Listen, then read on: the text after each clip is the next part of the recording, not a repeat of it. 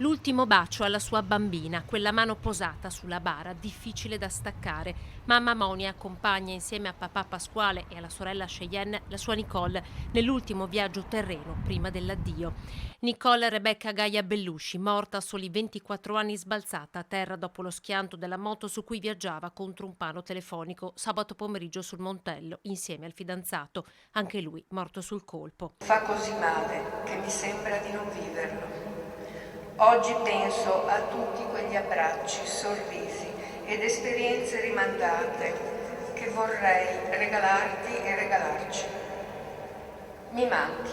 Le parole di Cheyenne risuonano nel Duomo di Montebelluna, gremito. La messa inizia con la lettura della lettera della sorella. Eri il mio pilastro, dice, sorella, migliore amica, confidente, un'anima bella e pura. Oggi sei pronta per salire in sella e partire per sempre. A volte penso di non potercela fare.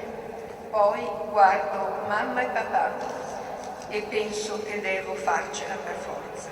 La bara bianca, i fiori colorati, il casco bianco appoggiato sulla bara. Era arrivata la moto nuova, racconta durante l'omelia il parroco Monsignor Genovese. Arrivato anche il libretto di circolazione. Grande era la passione per i motori, condivisa con Antonio.